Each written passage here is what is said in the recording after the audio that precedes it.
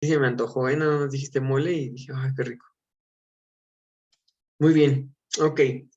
Entonces, ¿qué es lo que estuvimos viendo la sesión pasada? Pues básicamente cómo se van a conformar los primeros proyectos políticos en el México independiente. Y entonces tenemos aquí, por ejemplo, ¿no? Que los primeros proyectos políticos circundaron en torno a monarquistas, iturbidistas y republicanos, divididos a su vez en conservadores y liberales, conservadores centralistas, liberales federalistas. Dijimos que se impuso un gobierno monarquista bajo la forma de un imperio llamado el Imperio de Iturbide, en el que iturbidistas y monarquistas hicieron todo lo posible para que fuera Agustín de Iturbide, líder consumador de la independencia, también quien se convirtiera en el primer gobernante de México y que formara un imperio. Entonces dijimos que gobernó a lo largo de 9 meses así, convirtiéndose en el primer gobernante del país hasta que se levanta el plan de Casamata, dirigido por Vicente Guerrero y por otro lado por Antonio López de Santana, quienes representaban consecutivamente al bando liberal federalista guerrero, mientras que Santa Anna a los conservadores centralistas. Y así cambia México de un imperio hacia otra forma que es la república, y esta segunda forma de gobierno pues se va a mantener durante un buen rato en el país. La intención de esto va a ser establecer una república, bueno, gana el modelo federal, así lo establece la Constitución del 24, quien marca que México será una república y además de carácter federal, pero su constitución es mixta, por lo que también reconoce ciertos privilegios llamados fueros para ciertos grupos especiales como sacerdotes y como militares. También dijimos que el segundo gobernante de este país, pero primer presidente, va a ser Guadalupe Victoria, un insurgente que andaba metido en el movimiento desde la época de Hidalgo, y que va a ser presidente para el primer periodo, después que en el 28 hay una elección muy controvertida en la que pues no gana Vicente Guerrero, pero utiliza el apoyo de Robert Poinsett, embajador de Estados Unidos en México, con apoyo de la logia yorquina obviamente, y con apoyo del pueblo, pues arma una revolución y toma el poder. Al tomar el poder, entonces, los conservadores no se quedan quietos y harán todo lo posible por tumbarlo, y finalmente un año después se levanta el famoso Plan de Jalapa, en el que además su propio vicepresidente, la persona, la mano derecha de este Vicente Guerrero en todo caso, le da un golpe de estado, y dijimos que pues en este periodo en el que el vicepresidente Anastasio Bustamante gobierna, un conservador llamado Lucas Alamán creará el famoso Banco del Avío, que como habíamos dicho estaba destinado a industrializar el campo, pues este país estaba quebrado económicamente, nació quebrado económicamente y nació también quebrado políticamente, pues la imposibilidad de hacer una transición política pacífica durante el gobierno de Vicente Guerrero y luego, acto seguido, al año siguiente con el Plan de Jalapa, lo único que demostró es que el Estado mexicano, que los grupos políticos mexicanos no entendieron la lógica de la democracia, no entendieron cómo se tenía que ejercer el principio de la soberanía y la autonomía, y esto nos lleva a la famosa guerra estéril, a la famosa guerra civil entre los conservadores y los liberales. Eso es lo que estuvimos viendo en la clase de ayer. Y bueno, luego vimos cuál es el trasfondo de esta lucha estéril, pues dos proyectos muy distintos, ¿no? El conservador centralista y el federal liberal. El federal liberal va a ser apoyado desde Estados Unidos por la logia yorquina, mientras que el conservador centralista por la logia escocesa, que se encontraba en Gran Bretaña. Y dijimos, la característica principal, además del modelo centralista, es la palabra departamentos, pues se considera que hay una capital fuerte y poderosa que es la que manda sobre todo el país, y hay como pequeños territorios llamados provincias o también departamentos que dependían directamente de la capital, pues la capital las mandaba con una fuerte autoridad y entonces no tenían la capacidad de decidir por sí mismos. Se les imponía una ley. La palabra clave en centralismo es departamentos. A su vez, la palabra clave en federalismo son estados, estados autónomos, pues en el federalismo, como modelo que hoy existe todavía en nuestro país, existe una división de poderes a nivel de todos los estados, pero también cada estado hace sus propias leyes, tiene sus propias constituciones y establece sus propios derechos jurídicos, políticos, sociales. Por lo que también la palabra clave va a ser constitución propia, constitución para los estados. Las palabras aquí son estados autónomos y constitución. Cada estado tiene su propia ley, su propia constitución. Dijimos, todos los estados observan y obedecen una constitución general, pero a su vez cada uno hace su propia constitución.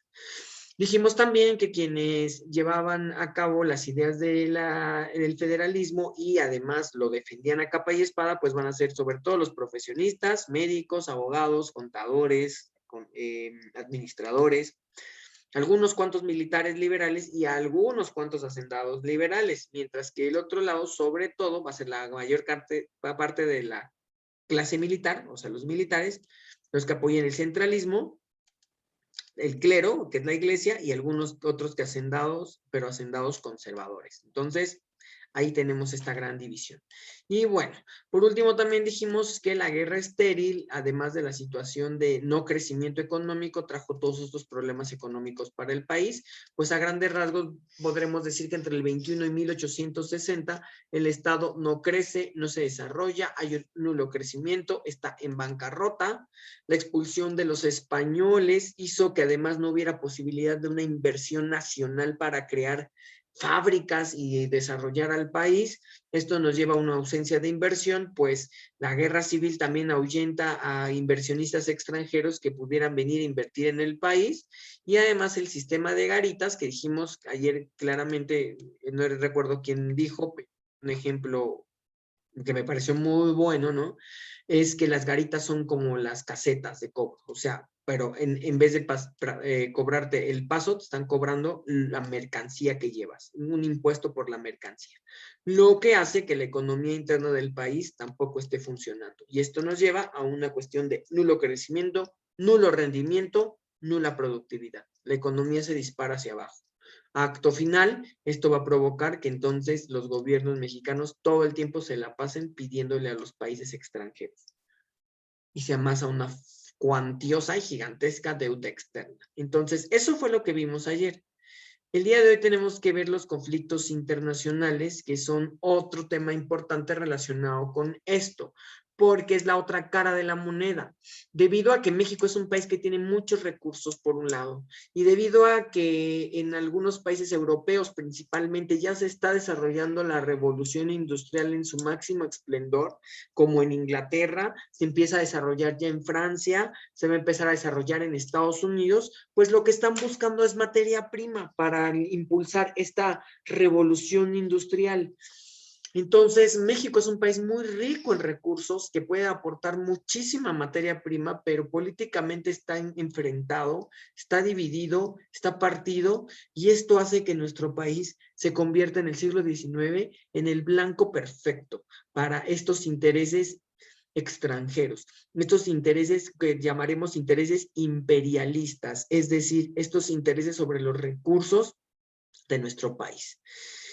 El primer intento, el primer conflicto que va a tener que enfrentar México en el siglo XIX, pues despuesito de la independencia, justamente 8 años después, es la Reconquista Española. Es el año de 1829, todavía está Vicente Guerrero en la silla presidencial, cuando llega una expedición dirigida por un brigadier llamado Isidro Barradas. Esto nos lo llegan a preguntar a veces en el examen, sobre todo para área 3.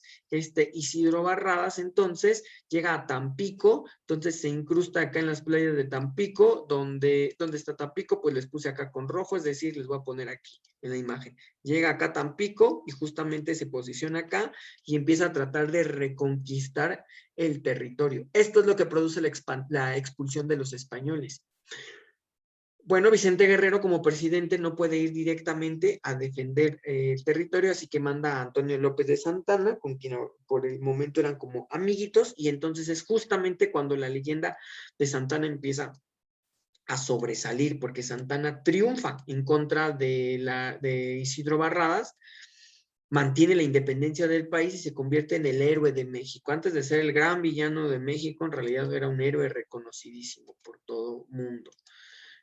Hasta aquí es la reconquista española. O sea, aquí justamente la misma palabra lo dice. Reconquista, ¿no? Volver a conquistar. ¿De quiénes éramos? ¿Quiénes nos habían conquistado? Bueno, de los españoles. Entonces, cuando vean la reconquista es volver a conquistar.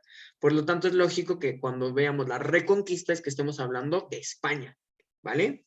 ¿Qué hay que recordar? Bueno, pues hay que recordar el nombre de Isidro Barradas, nada más, porque luego nos preguntan que cómo se llamaba el militar que intentó en la reconquista retomar el territorio de la Nueva España para control español. Eso es en el 29. En el 35 se hagan cuenta, 29, 30, 31, 32, 33, 34, 35, 6 años después.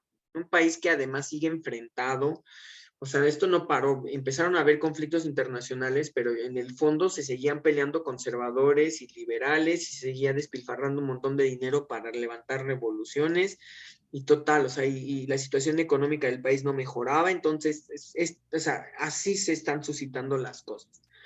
Y en medio de eso, pues están estas invasiones. Entonces, otra muy importante es que 6 años después, Texas decide separarse de México porque justo en el 35, bueno, desde el 32 se impone Santana en el gobierno. Santana gana las elecciones y empieza a hacer modificaciones en la ley para cambiar el régimen de federalismo a centralismo. En el 35 logrará cambiar el modelo centralista y entonces algunos estados se van a querer separar porque estos estados de la nada obviamente van a tener que deshacerse de sus constituciones, de sus propias leyes, pero también de cobrar impuestos. Los estados ya no van a poder cobrar ninguna especie de impuesto, todo lo cobrará la capital. Esto no le gusta a algunos gobernantes de esos estados, por eso dicen, Santana impone el centralismo, bueno, pues nos vamos a la fregada. Y empieza a haber varios movimientos de separación, solo que uno muy importante va a ser el de Texas. Texas se va a separar porque se impone el centralismo, pero también porque Santana les obliga a abolir la esclavitud, que es bien importante, porque en Texas se había legalizado la esclavitud, o sea, a pesar de que en todo el país se había prohibido la esclavitud, Texas, con su propia constitución de estado, reconocía la esclavitud. Entonces, cuando se cambia del modelo federalista al centralista, se acaba la constitución de Texas, ya no tiene vigencia y se tiene que aplicar la constitución del país. Y esta decía que la esclavitud estaba prohibida, por lo que ese es el otro asunto importante que provoca la independencia de Texas, que no quieren dejar a sus esclavos, no quieren liberarlos y entonces deciden separarse. En el momento en el que deciden separarse, pues entonces Santana marcha, aquí se los puse con naranjita, marchará hacia Texas, se tardará un montón porque sale de la capital y llega hasta Texas, pero finalmente al llegar allá logra someterlos.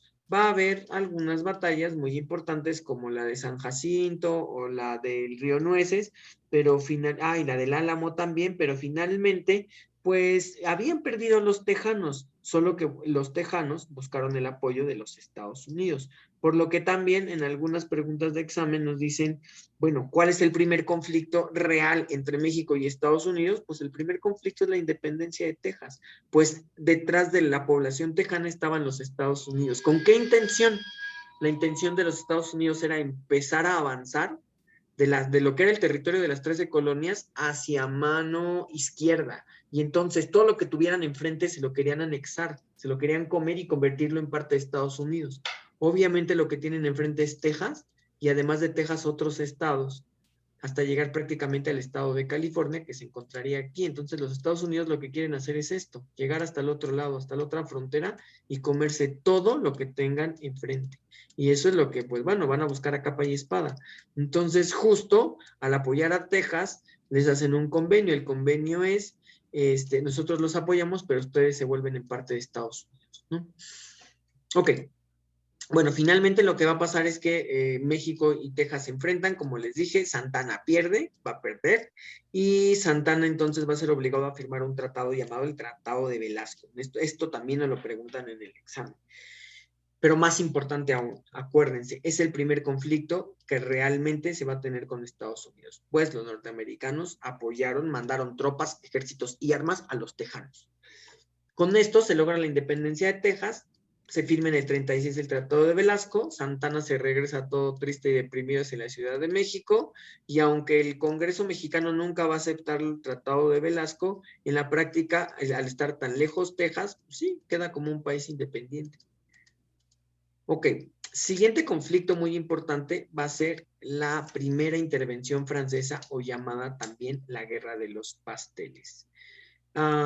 Durante este conflicto lo que va a pasar es que acuérdense que al cambiar al centralismo, incluso la misma constitución establecía que había privilegios especiales para ciertos grupos militares y sacerdotes. Entonces, imagínense, gente que se sabe privilegiada, que se sabe intocable por la ley. O sea, Y esta historia es como una historia de Lords o Ladies del Facebook, así de que las graban y que lo suben a Facebook o a YouTube, ¿no? O sea, esta gente que así, no sé si han visto Lady Eames o Lady no sé qué, o Lord, no sé, hay un montón de Lords y Ladies así, mamalones, que se sienten muy empoderados porque tienen muchas palancas y hacen un desmadre, ¿no? Pues esta historia tiene que ver algo más o menos con esto. Pues en el 38, Francia va a reclamar la destrucción de una pastelería que había ocurrido unos años antes. Pues unos años antes resulta que unos militares supuestamente cercanos a Santana y además privilegiados por la ley, se pusieron hasta atrás en un restaurante francés en Tacubaya y cuando les dicen, pues hay que pagar la cuenta, el pastelero dueño del restaurante les lleva la cuenta, pues estos no quieren pagar, se hacen de palabras con el pastelero y empoderados destruyen la pastelería. Lo que nadie, los Lords Pasteles exactamente. Y entonces justo nadie imaginaría que unos años después, Francia, que necesitaba dinero, ya luego veremos por qué necesitaba dinero, pero porque necesitaba dinero, se entera el embajador francés en México de este caso del pastelero y entonces de ahí el gobierno francés toma un pretexto. Genial. Entonces le pide a México que pague 800,000 pesos por la destrucción de la pastelería, que era una locura y que el país no tenía ese dinero además, o si no van a invadir el puerto de Veracruz y van a hacer la guerra. Y entonces, pues el gobierno mexicano en este momento dirigido por Anastasio Bustamante, no va a tener otra más que aguantar la guerra, porque no tienen los 800,000 pesos, se niegan a pagar y dicen, pues no tenemos. Entonces viene la guerra, viene la invasión al puerto de Veracruz y por esto esta primera intervención francesa también es conocido como la guerra de los pasteles. Yo siempre les digo, acuérdense, así nada más de rapidísimo, ¿quién es el país que hace los pasteles más ricos del mundo? Hablando de comida hace ratito, lo retomamos. ¿Quién se supone que es el país de la alta repostería, muchachos? Pues Francia, ¿no? A Francia siempre se le ubica como con la alta cocina, la alta repostería. Acuérdense de Ratatouille, ¿no? Del chefcito, justamente tiene que ver con esto. Se supone que los franceses son los mejores cocineros del mundo, los mejores reposteros del mundo, además. Entonces, pasteles igual a Francia. Por si nos llegan a preguntar en el examen, ¿qué onda con la guerra de los pasteles? ¿Qué país está involucrado en la guerra de los pasteles? Bueno, vulgarmente la gente le llamó así, la guerra de los pasteles, pero en realidad tiene que ver con la destrucción de toda una pastelería, un restaurante francés, en realidad.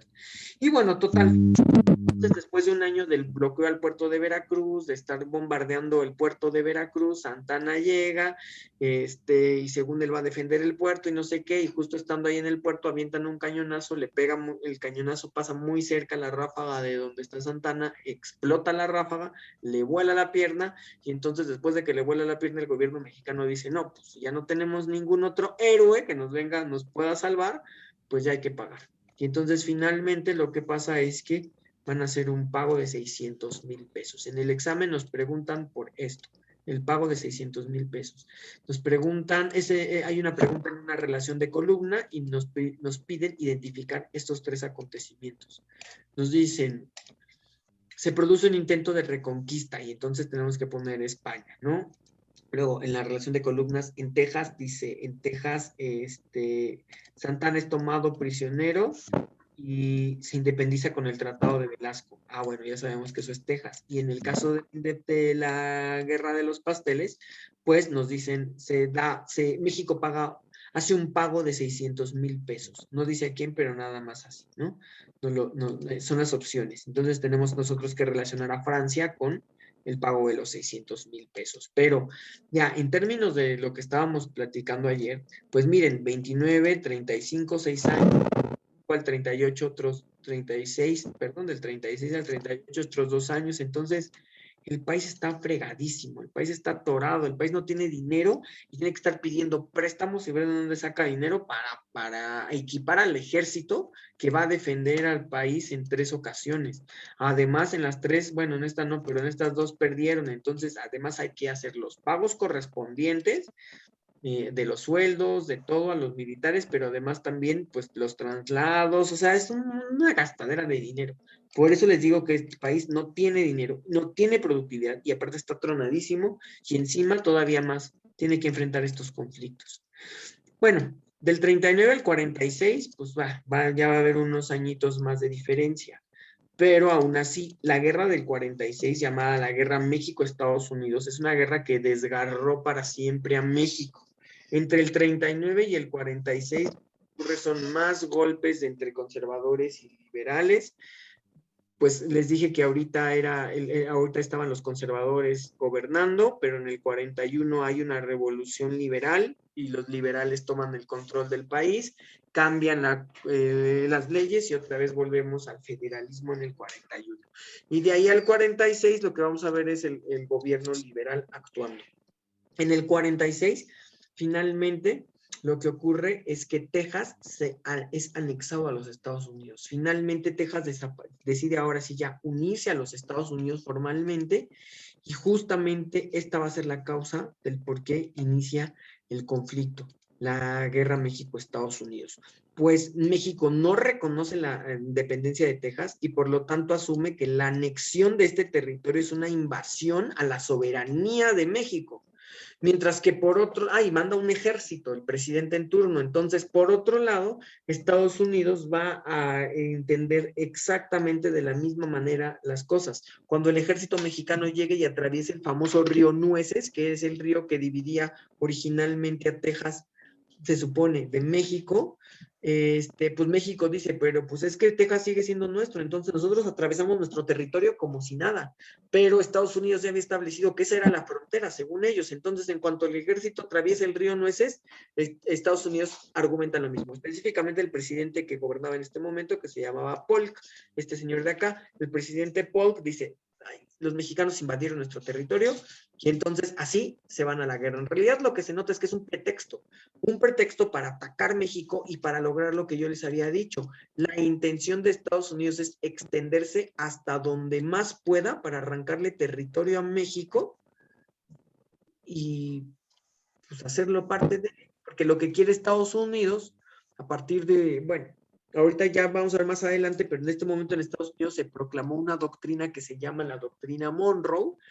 Lo que quiere Estados Unidos es tener el control de América y la primera víctima de los Estados Unidos entonces van a ser sus vecinos sureños, o sea, nosotros los mexicanos.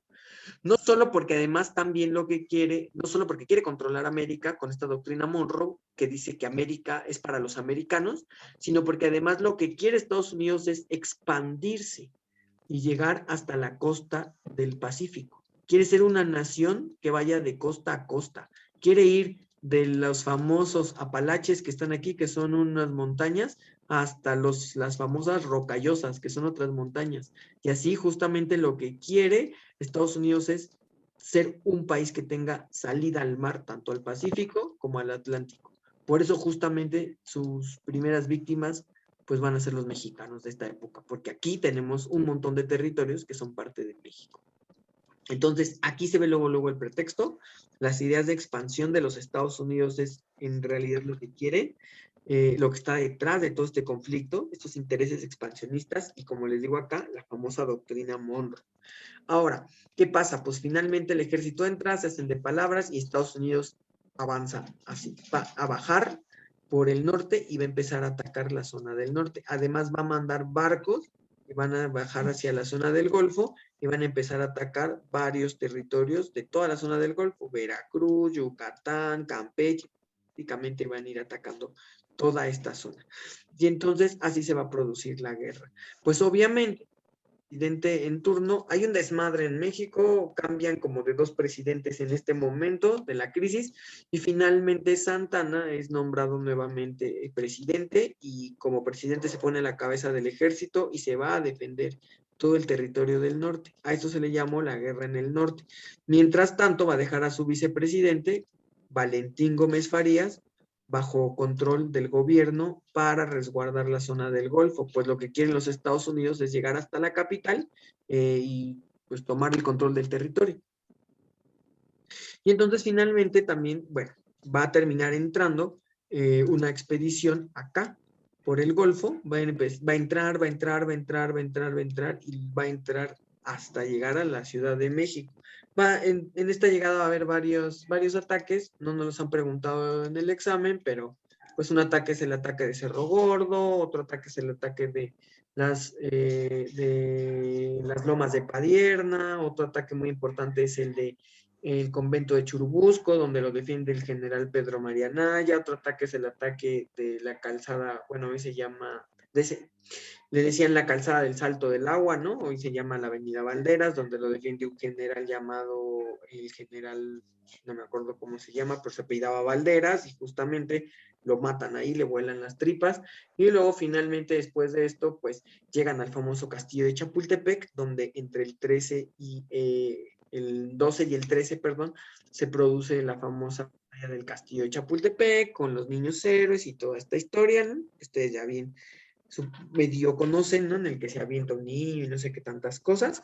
Y luego finalmente, pues miren, o sea, los niños, el general Anaya, el general Valderas, el general Valencia y muchos otros generales, pues van a valer quesito, porque al final los norteamericanos logran entrar a la Ciudad de México, toman la Ciudad de México, y todo el año siguiente México va a ser parte de los Estados Unidos. Realmente México desaparece. Todo se convierte en Estados Unidos. Después de un año, el gobierno norteamericano llega a la conclusión de que no puede administrar un territorio tan grande y que no quiere tener nada que ver con la raza mestiza mexicana, sobre todo con los indios y los que antes eran las castas, porque para los gringos esta gente es deplorable. Entonces deciden quedarse solo con el territorio menos poblado, donde hay menos mexicanos, mejor. Y entonces se quedan con el norte, pues en el norte hay menos mexicanos. No estaba tan colonizado como ahora. Entonces, bueno, se van a quedar con todo el norte y van a establecer además la frontera. Ahora sí, la frontera va a ser un famoso río que ustedes ya conocen, que se llama el Río Bravo, y ahí se van a marcar los límites. Entonces, con esto anexan Texas y anexan más de la mitad del territorio de México que estaba al norte y logran su cometido. Todo esto a partir de este momento va a ser Estados Unidos. Esto se firma con un tratado que ahora sí nos preguntan en el examen, que se llama el Tratado de Guadalupe Hidalgo. Este sí nos lo preguntan. ¿Qué nos preguntan en el examen? ¿Cómo se llama el tratado con el que México y Estados Unidos pactan la paz y que se establece que México perderá la mitad del territorio al norte? Bueno, Tratado de Guadalupe Hidalgo. Otra pregunta que nos hacen en el examen es, ¿qué establece el Tratado de Guadalupe Hidalgo? El Tratado de Guadalupe Hidalgo establece la anexión de Texas y más de la mitad del territorio, además de poner una frontera en el río Bravo. Otra cosa muy importante también que nos han preguntado es, pues, ¿qué pasa con el Tratado de Guadalupe Hidalgo? Con el Tratado de Guadalupe Hidalgo se establece también que a México se le tienen que entregar a cambio de ese territorio 15 millones de pesos. ¿Hasta aquí tienen alguna duda? No, profe. ¿De veras? Escucho más. Ok. ¿Alguien tiene alguna duda? Sí, Ok. con el Tratado de Velasco nada más se pone la independencia de ya con el de Guadalupe Hidalgo como la paz. Lo último. Ok, muy bien. Con el Tratado de Velasco lo que sucede es que se independiza Texas. Con el Tratado de Guadalupe Hidalgo se ratifica como tal que Texas ya no es de México y que Texas se incorpora a los Estados Unidos. Y entonces justo además se establece que no solo Texas y un montón de territorios también en el norte, como Nuevo México, Arizona, Utah, Kansas, California, ya les dije Nuevo México, ya les dije Nuevo México, Colorado, o sea, todos esos estados de Estados Unidos que hoy tienen nombres españoles. Entonces, justo eso ya es lo que se firma con el Tratado de Guadalupe Hidalgo. Aquí se decía como la independencia de Texas, pero aquí ya se ratifica que Texas se incorpora a los Estados Unidos. ¿Va que va? Gracias. Ok, perfecto, muy bien. ¿Alguna otra duda? ¿De verdad? ¿No hay dudas? Ok, No. muy bien. Bueno, pues a partir de este momento, no sé qué es este fulano aquí, pero vamos a ver. Nos moveremos al siguiente tema que se llama rumbo al México liberal, pero esto ya es tema de otro asunto. Entonces, hasta aquí concluimos con la sesión del día de hoy, pues esto del rumbo al México liberal es un bloque de temas que estaremos viendo en las próximas sesiones. ¿De verdad no hay ninguna duda con nada de lo que hemos visto hasta acá hasta ahorita? Ah, no, hasta acá no. Ya les estoy haciendo spoiler, perdón. Ok. Vale, ¿seguros? ¿No hay dudas? No. Ok. Perfecto. Pregunta, ¿por qué el Tratado de Guadalupe Hidalgo? ¿Por qué el nombre? Ah, ¿por qué el nombre? Muy bien, muy interesante. Porque se va a firmar en una villa que se llama la Villa de Hidalgo, que se encuentra muy cerquita de la Basílica de Guadalupe. Hoy esa avenida se llama Ferrocarril Hidalgo. No sé si la conozca. Pero está pues por allá por el Tepeyac. Entonces la villa se llama la Villa de Hidalgo y está, y bueno, cerca de la Basílica de Guadalupe. Entonces por eso le pusieron Guadalupe Hidalgo al tratado. Ok, gracias. De nada. Entonces, pues aquí nada más es importante como hacer estas asociaciones, ¿no? El nombre Guadalupe Hidalgo, México, la guerra México-Estados Unidos, con esto se da fin a la guerra México-Estados Unidos, bueno, Texas se incorpora, igual que la mitad del territorio del norte a Estados Unidos, a México se le pagan 15 millones y con esto se da la frontera también. Con este tratado se establece la frontera en el río Bravo. ¿Seguros, no hay dudas? No, profesor, gracias. Ok, perfecto, muy bien. Déjenme ver si nos podemos adelantar un poquito.